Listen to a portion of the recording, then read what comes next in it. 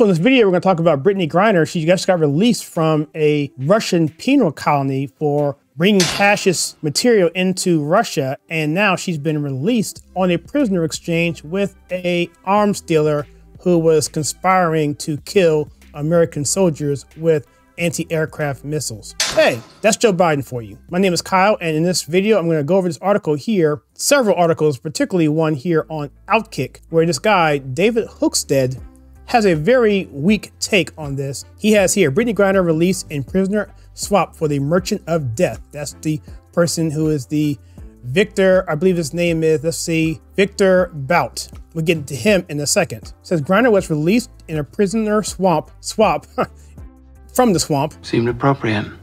In return for notorious arms dealer Victor Bout, AKA the Merchant of Death. That's his nickname. All right, so here's the tweet. We just told you that, CBS News. Biden has freed arms dealer Victor Bout, and Bout gained infamy as the Merchant of Death and was found guilty for conspiring to sell AK-47s that would have been used to kill DEA agents. So here's the statement from Biden, and that's, I don't know who she is. I know who she is. That's Brittany's friend. I'll leave it at that. But it says here, it's about darn time Griner returned to the United States of America. This is what this guy here, Mr. David Hookstead, says. He says it's about time. Okay, I mean, whatever.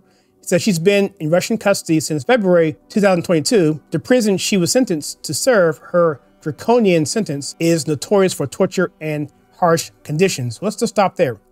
She committed the crime. We've done videos on this channel before about that. She did the crime in a different country, and so she is subject to those particular laws. And one thing we didn't mention here on this channel, but I'm mentioning now, is that Russia looks at this particular crime as very serious, like a capital offense, that it's an insult to the Russian people and to the country. And that is why they had such a hard time with this particular crime. And that's why she is suffering, or was suffering, the brunt of that, because Russia looks at this crime a lot differently than other crimes that we may look here in America. He goes on here to say here, there is no reason for her to be in Russian custody of such a lengthy amount of time. It's inexcusable and frankly made America look weak.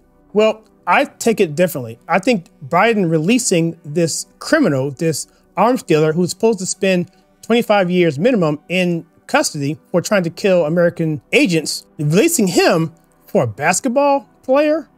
Seriously? WNBA, which no one ever watches, a league that's never made money.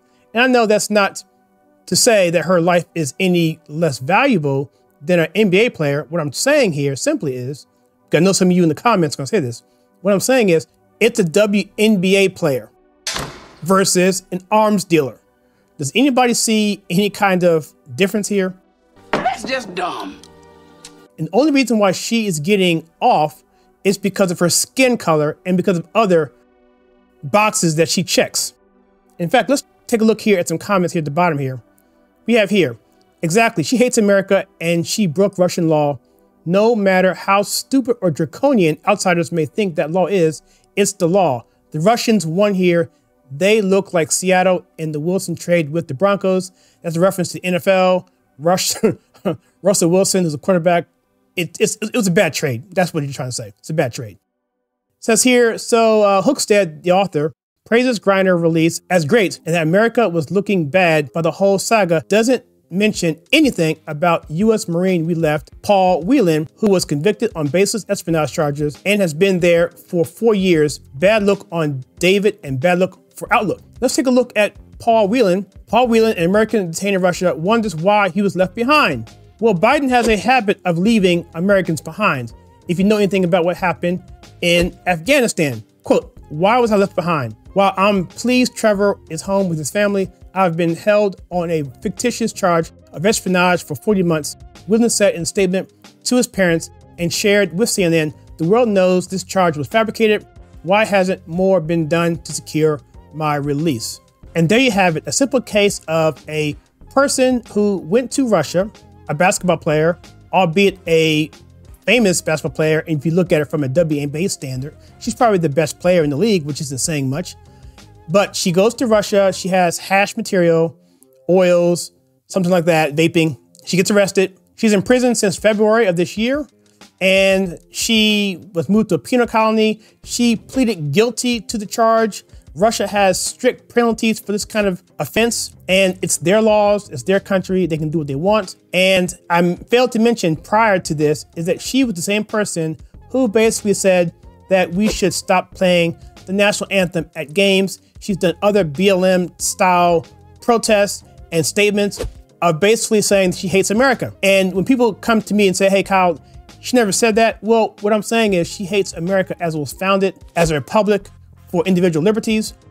They want to refashion this country into something else, a Marxist, secularized country, which is not what we all were founded on. But I am digressing. However, that's the premise, and that's why this particular story has gotten so much traction, is because when she went to jail for that said offense, all of a sudden, it was ironic because here you have this person who is now in a foreign land outside of these social norms here in America, which give you a certain privilege because of your skin color and other checkboxes that you have. That no longer is valid over there because Russia don't play that. And guess what happens? She stayed in jail. She got convicted of 9 years, and then she was shipped to a penal colony, which was a colony which was known for harsh treatment. And it would look bad for her. And so now America, I guess, Joe Biden, he decided to, you know what?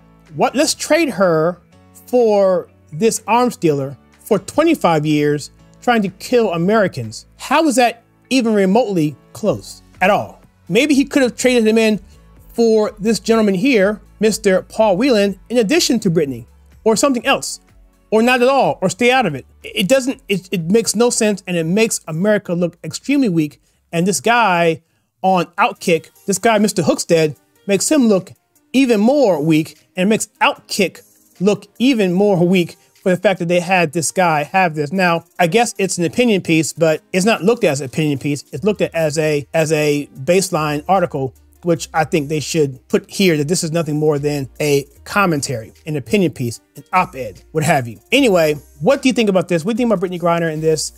Do you think she should have been released? And if you want to find out more about this story, check out this video right here, where it talks about the hypocrisy with Brittany Griner and how she hates America, and now suddenly may not think so.